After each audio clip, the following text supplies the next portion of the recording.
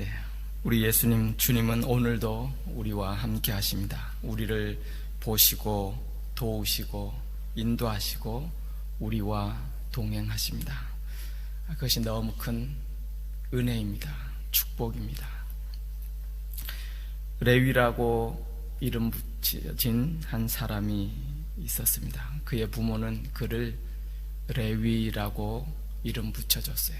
태어날 때에 그 아이를 향해서 야, 너는 그 옛날 레위 지파의 영광스러움을 회복하는 하나님 앞에 그런 한 레위 지파처럼 경건한 훌륭한 사람, 제사장같이 하나님 앞에 귀하게 쓰이는 사람이 되어라. 이름을 레위라고 붙여주었습니다. 부모님은 그 기대와 뒷바라지로 그 아이를 잘 양육했어요. 좋은 교육을 많이 시켜주었습니다. 있는 힘을 다해서 길렀던 것 같아요. 그가 좋은 교육도 갖고 실력과 능력도 꽤 갖추게 되었습니다. 그가 세리가 되었다는 것을 보면 그 사실을 알 수 있어요. 왜냐하면 당시에 세리가 되려면 다른 사람보다는 많은 그런 교육을 받고 실력과 능력을 인정받아야만 할 수 있었습니다. 당시에 로마 정부에 이렇게 고용되어 일하는 관리가 되려면 세리 같은 경우에 있어서 거의 3가지, 4가지 언어는 할 줄 알아야 되는 그런 사람들을 뽑았다 그러죠. 아람어, 헬라어, 히브리어, 라틴어. 그러니 많은 공부를 했고 또 실력을 갖추었어요. 제사장 같은 하나님 앞에 귀하게 쓰임받는 사람이 되라고 그런 부모의 기대와 소망과 뒷바라지 가운데 그런 많은 교육도 받고 잘 자랐지만 그는 이런 좋은 기회들을 결국에는 어떻게 보면 이 세상의 부와 안녕을 추구하는 대로 사용했던 것 같습니다. 그리고 그는 세리가 되고 말았습니다.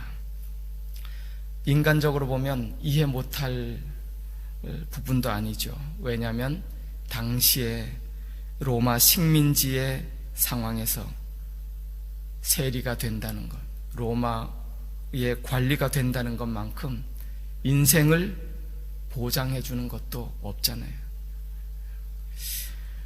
그러나 당시 세리는 유대 백성들로부터, 같은 민족으로부터 가장 많은 미움을 받는 그런 사람이 됩니다. 왜냐하면 먼저 정치적으로 어쩔 수 없이 로마의 친로마적 경향을 가질 수밖에 없어요. 정치적으로 매국노라는 그런 취급을 받을 수밖에 없었습니다. 또 하나는 그들의 어쩔 수 없는 부정직함 때문입니다. 로마 정부는 세금을 거둬라, 세리에게 할당을 하죠. 그리고 나서 따로 어떤 녹을 주지 않았어요.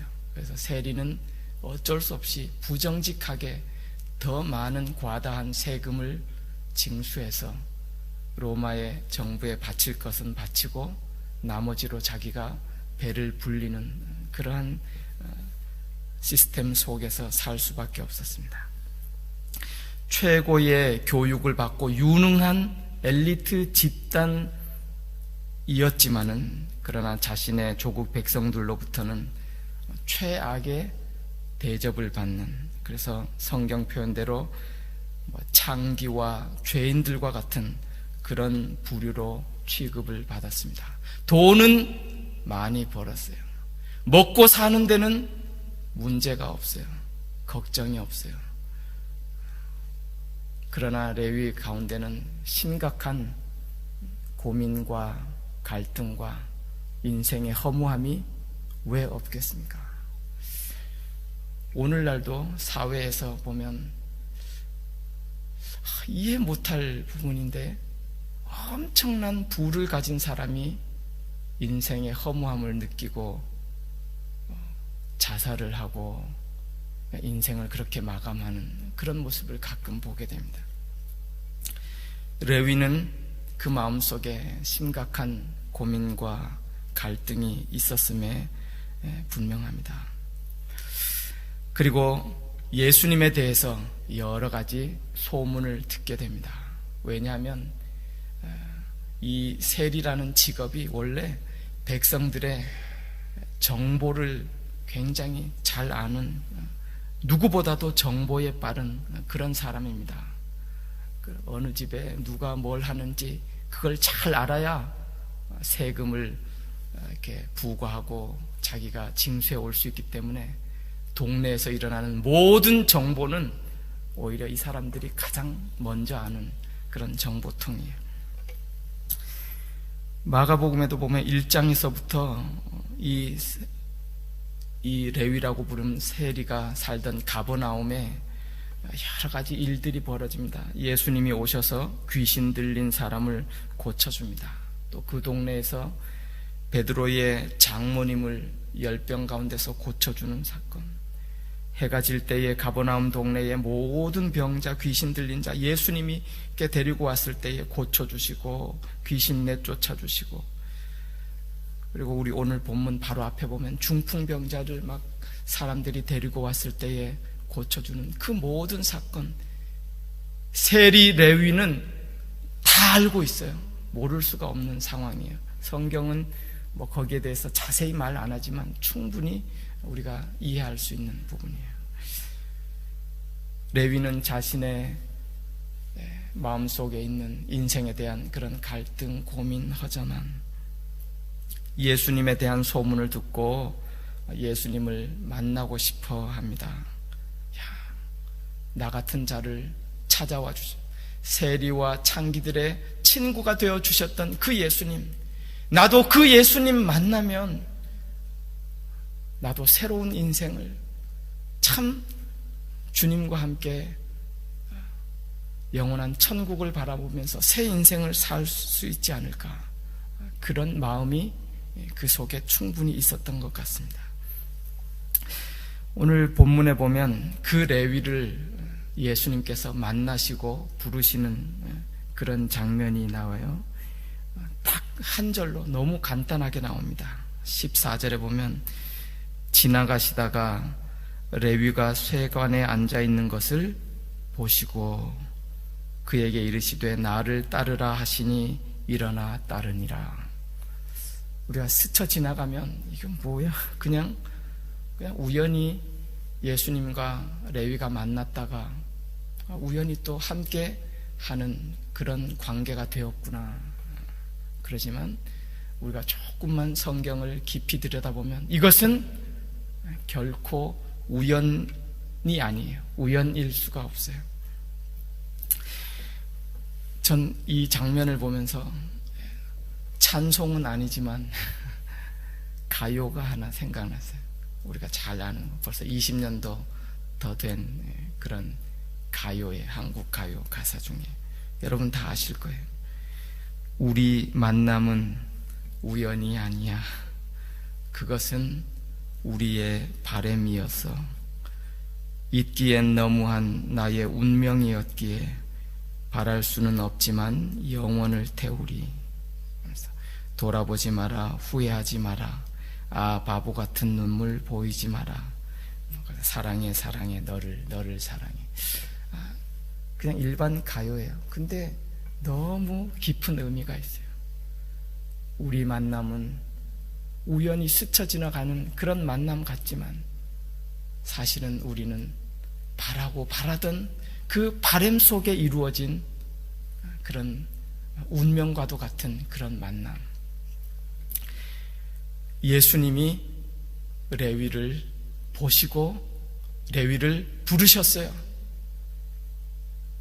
여러분, 나를 따르라 불렀는데 그냥 다 버려두고 따라가는 그런 사람이 어디 있어요? 틀림없이 레위는 그렇게 똑똑하고 유능하고 다 사리 판단할 줄 아는 사람인데 그렇게 따랐단 말이에요. 이미 그 마음속에 주님을 향한 갈망이 있었어요. 사모함이 있었어요.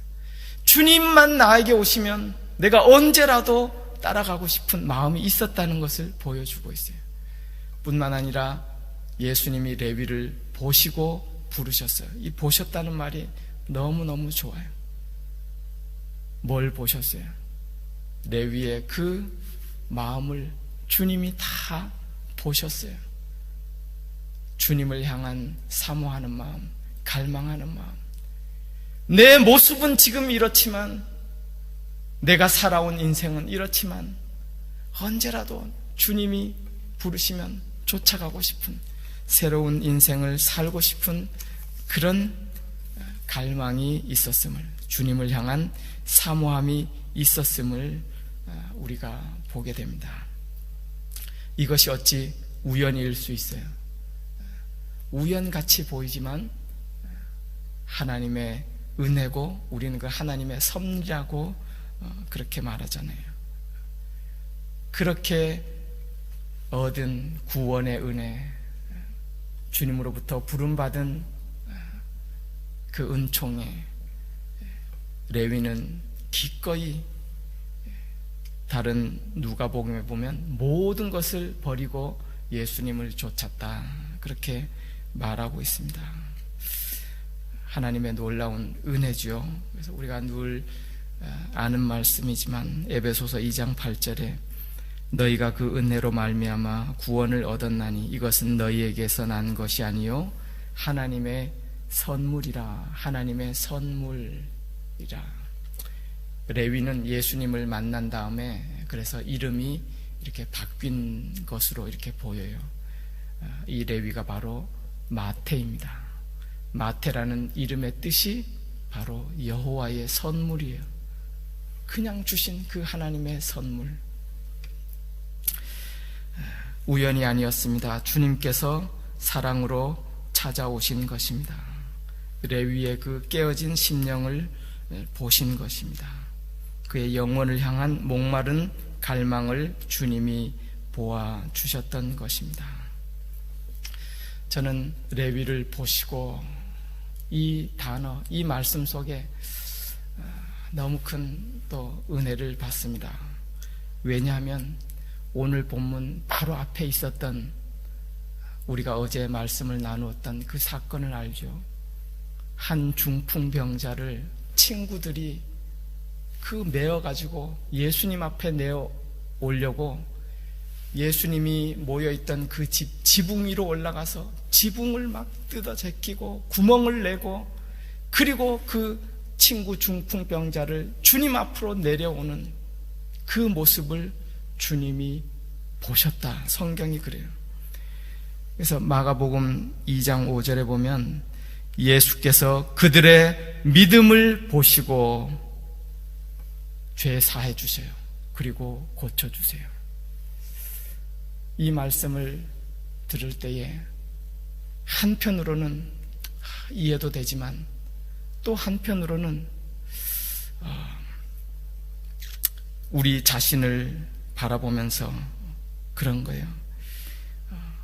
그렇게 예수님 앞에 적극적으로 내 믿음이 표현되는 그런 내 믿음은 없는데, 예수님 앞에 나가려고 그 모든 장애물을 걷어치우고 예수님이 직접 보실 수 있도록 내가 그렇게 예수님 앞에 나갈 만한 나에게는 그런 믿음은 없는데 하는 아쉬움이 들었어요.